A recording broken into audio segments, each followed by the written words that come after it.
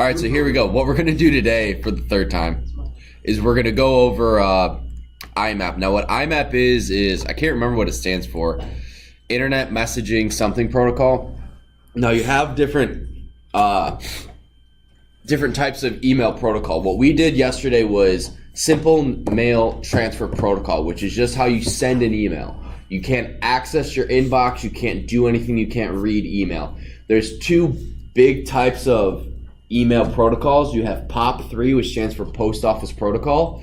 And you have IMAP, which I can't remember. Internet Message Access Protocol. I couldn't remember what the A was. That allows you to access internet messages. Makes sense? IMAP, Internet Message Access Protocol. Now, the difference between POP3 and IMAP is essentially IMAP logs into a server, and if you delete something, it deletes it from the server so that any device that connects. So if you have a phone, tablet, and your computer all connected to your same email, it's set up typically as IMAP. And what that means is that when I delete it off my phone, it's deleted. That email is deleted on my tablet and my computer. One sec, Michael. Whereas if I use Post Office Protocol, it downloads from the server and caches it locally, essentially. So if I delete it from my phone, it's not deleted on my tablet and it's not deleted on my computer. So if you're accessing your email from multiple devices, you want to make sure it's set up as IMAP and not POP or POP3. Michael. Is POP3 the thing we did yesterday? Yesterday we did Simple Mail Transfer Protocol, which is SMTP. So no, not the same thing. That was just sending email. Well, it's like the difference between a paper airplane, just throwing the paper airplane to you, and like reading a book of paper airplanes, I guess. I don't know. But Simple Mail Transfer Protocol is just sending, because it's transferring the mail across the internet, whereas IMAP is accessing the mail. So it's Internet Message Access Protocol. We're actually accessing our inbox. So what we're going to do today is we're going to access our email and read it through Python, which why can't we can just use we can just log in and take a look at it. Yeah, you can, but with this you can have it cycle through and say, if I get an email message from Robert, text me. That's like what the one guy put at his job did. It would scan the email, it would like read the email and look for keywords, and then it would automatically reply. Exactly. So you can have Python read your email for you, kind of like Siri, and you can do a lot of stuff with this. It is a lot of text. You're going to have to type a lot, so please pay attention. Again, all of it's in the book. We're going to go through it, how to connect to an IMAP server and everything. Real quick, you guys do need to pip install 2 modules. One of them, I'll type them up here. I installed them this morning. So pip install IMAP client, and it should tell me it's already there. And pip install PyZmail 36. Same pip is not recognized as I think that's because I have it. If you're I don't know. But at this point, if your pip doesn't work, you got to figure it out. I have fixed that. Unless you have an extenuating circumstance. So Zmail, PyZmail 36. Don't put 37, it's 36. I thought maybe they updated it to be with Python 3.7. They didn't. So, yeah. Because this book was written when 3.6 was out. So,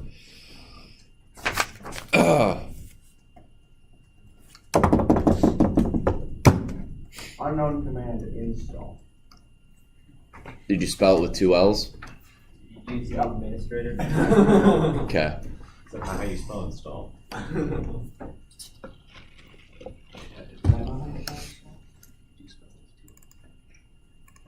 But, yeah, seriously, at this point, if your pip install doesn't work, That's That works. that's your fault, and because we haven't pip installed like 8 or 9 things by now. So you do install it,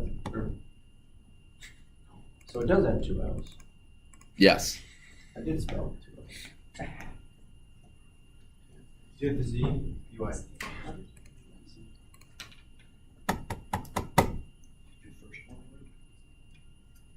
Yeah. Did this work? Oh, I didn't try that.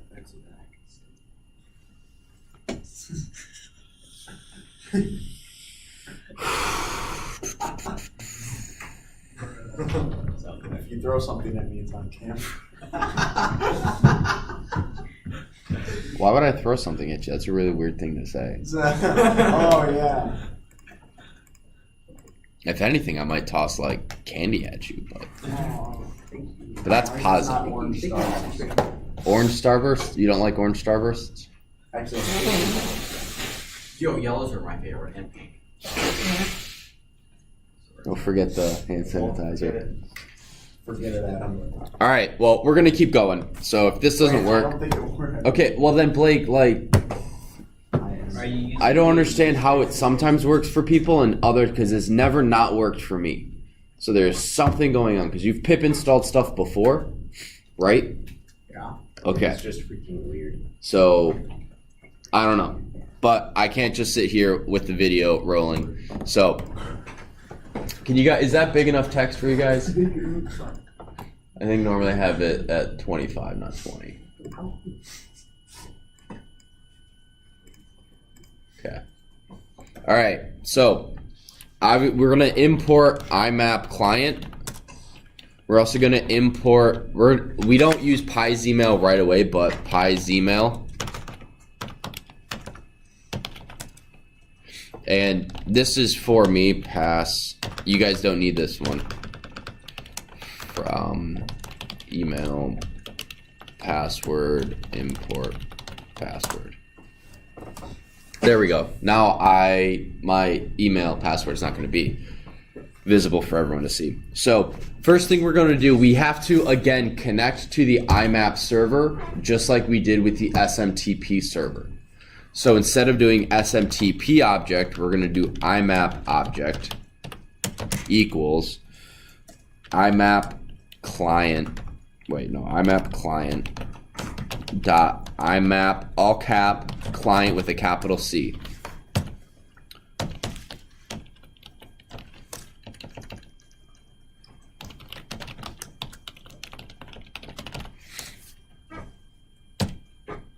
Actually, nope, that's the wrong line. Do we not have to put the import password thing? I specifically said you guys do not need to import from email password. Did you get it to work? Sweet, congrats. So we're going to do imap.gmail.com. Now you also, do you guys remember did I go over what SSL is? So SSL stands for Secure Sockets Layer, and that is a computer networking thing that basically makes sure it's secure and encrypted. So you want to connect over a Secure Sockets Layer. Michael. What is the character before IMAP? So this. Oh, that's something else. Okay. Yeah. Boy, you need glass. Yeah, you may need to sit closer. All right, so once we've done this, we are now connected to the Imap server, and we can start to log in and stuff. So again, we're going to do imap obj.login, and this is where you're going to type in your email, wascholar.org. Use our Gmail. I got a question. If you have a Gmail account and you want to do that, you can. If you don't have a Gmail account, your WAS Scholar account is a Gmail account. So you can do, Paul.lastname at wascholar.org. Yes, Adam. Is there a way to change your Python version from 3.7 to 3.6 for this? No, why? Because I get an error for unexpected indent when importing UI's email. Yes. If you just type update. Are you guys, what? If I do report UI's email, I get an internet error or something in there, whatever the heck this is. Might have something to do with different syntax. It shouldn't because mine works. So restart the shell and try it again. So I have connected to my email server, my Imap server as me, and I can now start to read my email. One thing you got to do now, part of this is going to be just like with the SMTP. Once you've written it once, you'll want to save it and reuse this all the time. So you may want to save your information. You may want to write a file like this with your password, and it does all this, and it gets you into your inbox, and then save that and import that, so you don't have to type all of this every single time, which is something I'd recommend. I'm doing this in the shell so that I don't have to continually run it and stuff. But this right here is saved online for you guys. Obviously, it won't work because you guys don't have this file. You guys don't have the email password, so you guys won't be able to log into my account. But if you give us the password, I won't. So I've successfully connected to my IMAP server. I've successfully logged in. I now can access my inbox. There's a lot of syntax, and it's very specific how to type this in. So you guys, again, you will probably want to save a file with a bunch of this, so you don't have to keep rewriting it, and you can just import it like I was just saying. So what we're going to do now is we want to select our inbox. So we're going to go imap obj.select folder,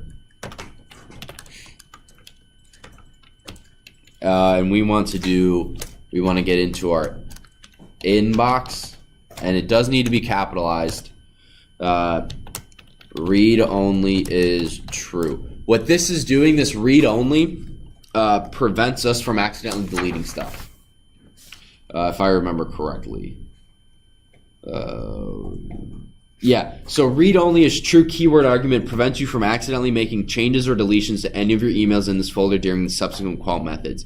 Unless you want to delete emails, it's a good idea to always set read only to true. So unless you actually want to write a program that can delete your emails for you, you will want to set read only equal to true. Okay, so now I have all of these flags, apparently not phishing and phishing, whatever.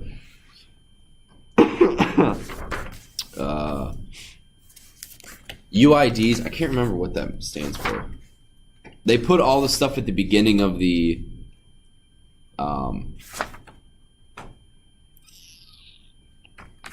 they put the whole text, the example for everything at the beginning, and then they break it down and go through it at each couple lines. I'm just doing it all at once because I don't want to flip through. But so UIDs, I can't remember what UIDs stands for, but that's in Minecraft. What's a UID? UID is a player identifier. So you use the username. Oh, unique identifier. Oh, maybe that's it. see, I told you Minecraft could help. Okay. I told you Minecraft was a good use of time. So you have to put No, the it's not. UID into folders that describe a server's world qualities. Okay. And that's how you opt a player to command permission. Oh, all right. So, guys, we want to search. We want to search for some emails. What we're going to get when we search this, we are going to get numbers, right? We're going to get these unique identifier. I think it stands for unique identifier, and it's a unique identifier that every email gets in your inbox. So, on page 369 and 370, you have all of the types of searches you can perform. You can do all, and you can get all your emails before a date, on a date, or since a date. You can have a subject, and you're looking for a specific subject string, body. So if you're looking for a specific email that I know they sent me the word Minecraft. It's in the email. I know it's in there. I just can't remember who sent it to me. Or text. or if it's looking for text. Again, you can look at from to CC or BCC. I don't understand how they're able to BCC because BCC is specifically to be not seen. So unless I BCC them, that's probably it. Okay. Seen or unseen, we'll deal with that later. Answered or unanswered, you can see if you've replied to an email or you haven't. Deleted or undeleted, that is, so according to the book, you don't truly delete something until it's kind of like when you delete or remove something, with files, it permanently deletes it, but if you send to trash, it goes to your trash. If you delete an email, it doesn't permanently delete it until you use a different function called expunge, and that is on page 375, and we'll get to that. Again, we don't want to delete emails. We won't be able to delete emails because we set read only equals to true right here. So we actually, again, won't be able to delete anything. But if you do, there's also draft and undraft, flag, unflagged, larger than N or smaller than N. So if you have an email that they sent you a bunch of files that, it takes up 15 megs, you can look that up. Not search key, so it's like returns a message that search key would not have returned. So it's like if not equal to 4 type thing, or search key 1, search key 2. So returns matches either the first or second key. So what we're going to do, again, you guys don't need to memorize all of these. You guys need to know where to find them and how to access. Like, I know I can look up an email that I can do it since a certain day, but I can't remember the exact syntax. That's what the book is for. Until you use this a lot and you kind of memorize and get it down, part of this class is you know that you can use it and your book is there for you as a resource. So we're going to go since, let me go back. Since, and it's 05-APR-2019. Now I'm going to get 5 of these emails because I did this morning, so I know how many I get. Unless someone has sent me an email since then. In the book, it tells you to put brackets around this, and in my book, I have no brackets, so we get an error. The way you get rid of this error is by getting rid of the brackets. Just put brackets in. If you put brackets in, it won't work. You get this big error. So, what? For Imap object.login, that's just our email and our password, right? Yeah. Yeah. So, these are the 5 unique identifiers that correspond to these. Here it is. These 5 emails. So let's go with the middle one, whatever, 1240. So raw messages. Now what this is doing is there is so much text that goes into this email. So I was testing this yesterday and I sent it to Mr. Vishnov. This doesn't look like a lot of information, right?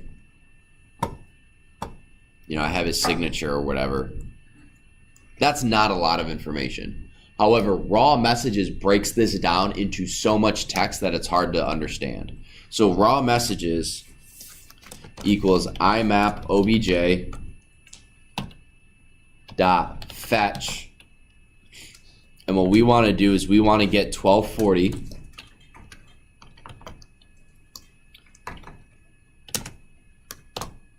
We want the body. I can't remember what flags does, to be honest. So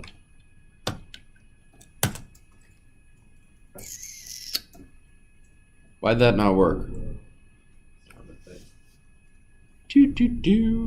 Oh, that's because I forgot brackets. So again, a lot of this is you'll want to type this once in a file and then just have certain things be like, instead of having this be always 1240, make it a variable, right? And you'll need to find the unique identifier for a specific email, and then you can do a bunch of stuff. So, raw messages. If I were to print this raw messages, it's 115 lines. Robert, did you look at it? I did, yeah. It is, I mean, it's utter nonsense. I got one that was 78 lines and one that was 69. Look at that. Not my beat. Like, oh, so now we can see, oh, this is what Mr. Vishnov said. I hope you let the snake go when you were done with it, Bob. Because I said I sent this email was sent using Python.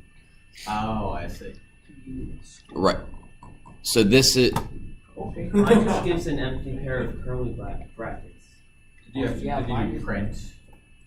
Yeah, I did print raw messages. I don't know. Did you use the number 1240?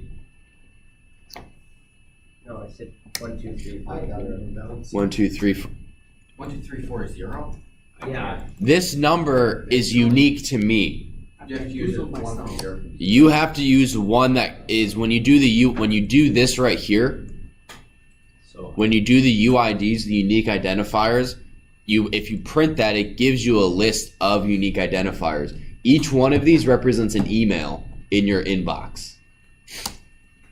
You have to pick one of these. I picked 1240 because yeah, if you try to open that squeezed lines, it may crash because it's like 130 lines. So I just opened one random one of these, like 2,854 emails. What? So it gave me like 2,854 numbers Because for the UUID. well, did you do since April 5th, 2019? Yes. Big old error. Are you sure it's 2019? Yeah. Oh wait, it's 1,000. So that's every email ever So I have that you have gotten since 1000 AD. Hey, you never know what Jesus might be like.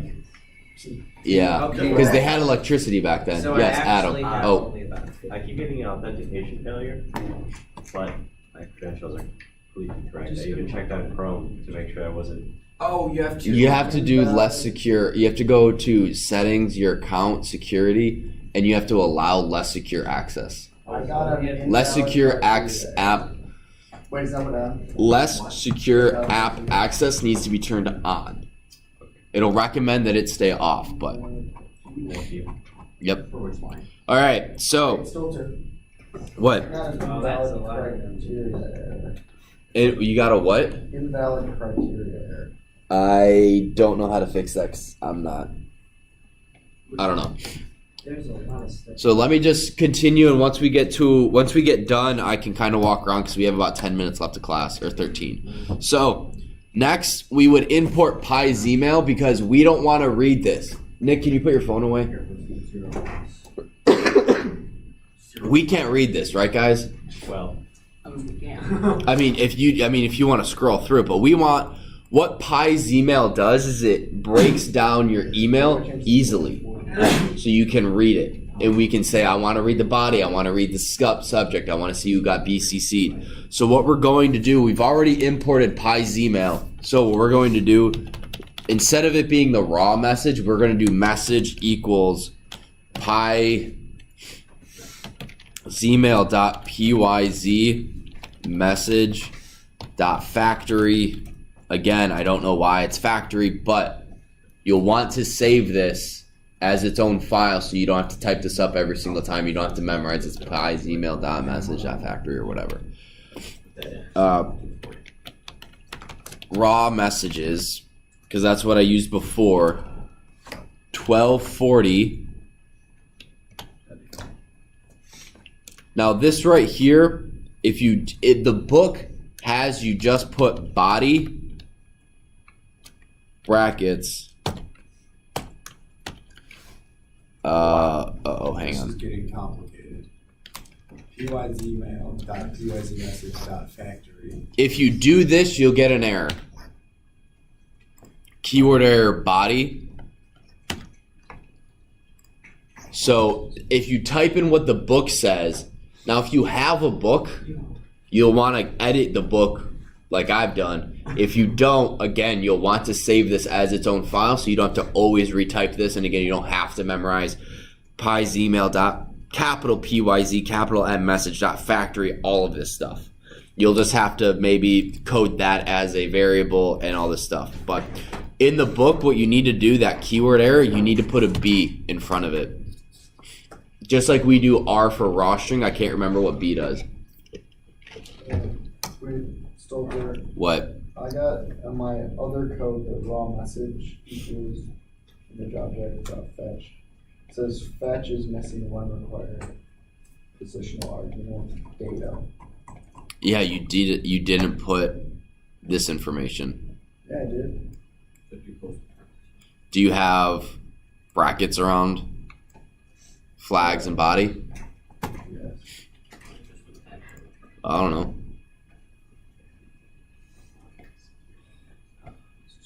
Oh, yeah, I can show you. All the way to the top? Yes. What? Oh, that's just like a module with his stuff in it. This, yeah. Oh, You guys don't need password or this line for the third time. You do not need either. You do not need this. This is for me so that I can actually log in and not have my password be on the internet.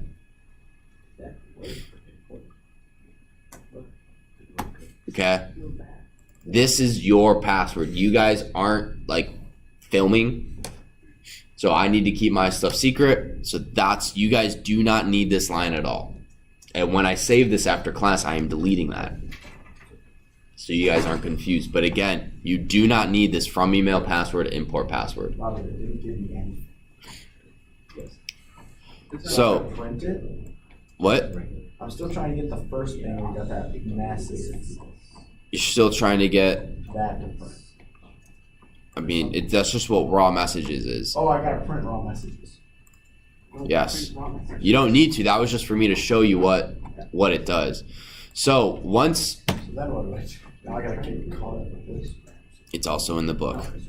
So what this is doing is this is basically taking that raw messages and making it readable. So if we just do message, it's an object that we can now read and it has its own attributes.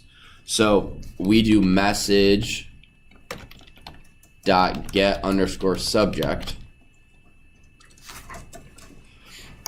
Right? I sent him an email with the subject Python email.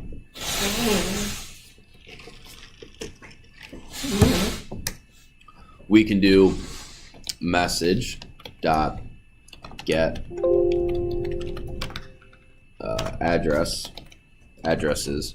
So this will get you email addresses.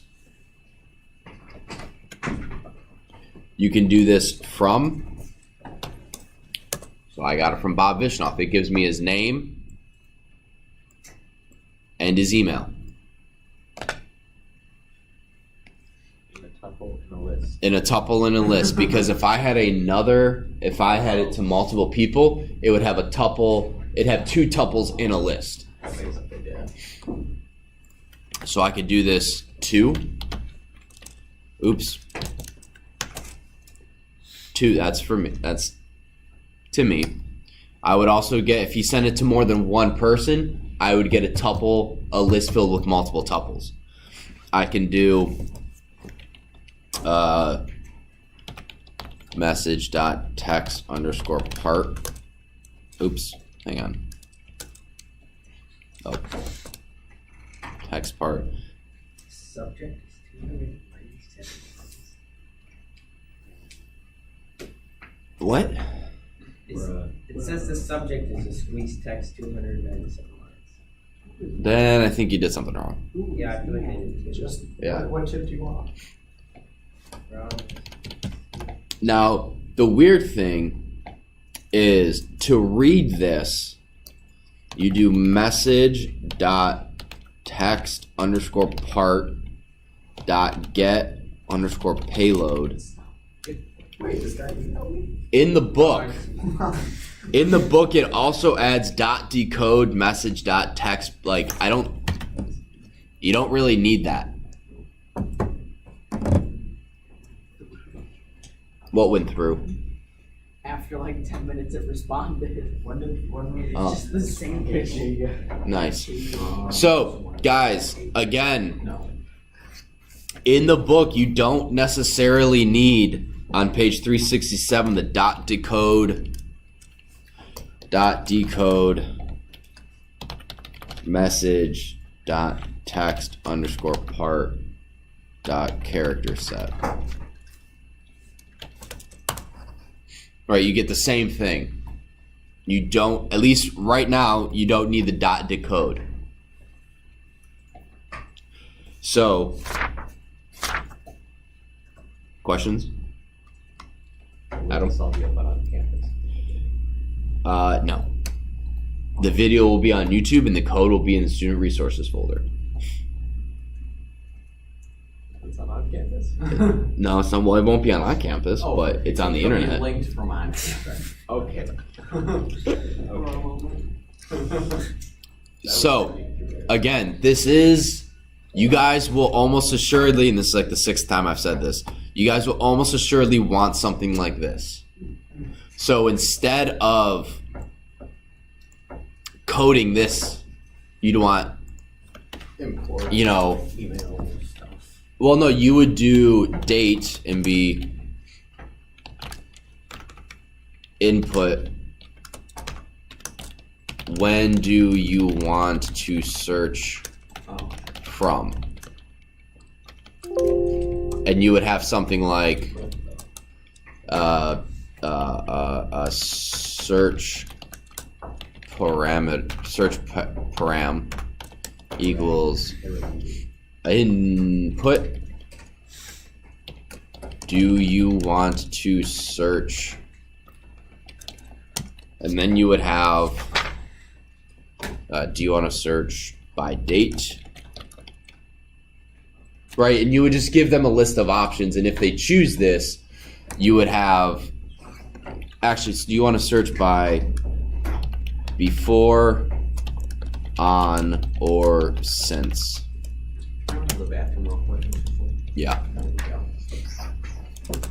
And then you want if user dot upper doesn't equal before, oops.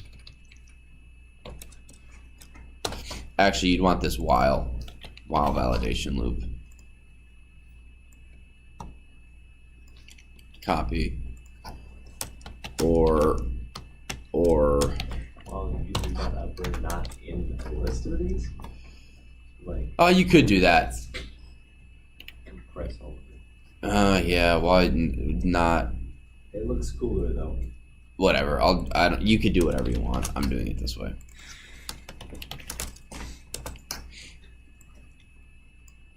Copy. Oh, this needs to be search param, not paste. And so then right here you would do info is search underscore param plus, you want this to be a space, plus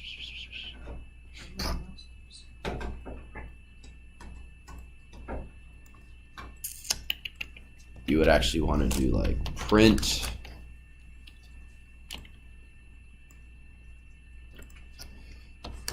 use the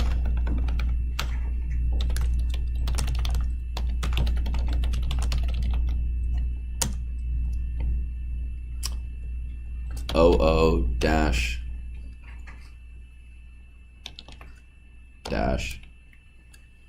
year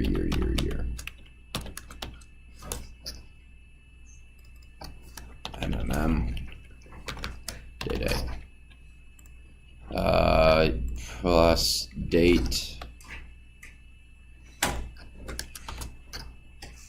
and then in here you would put info.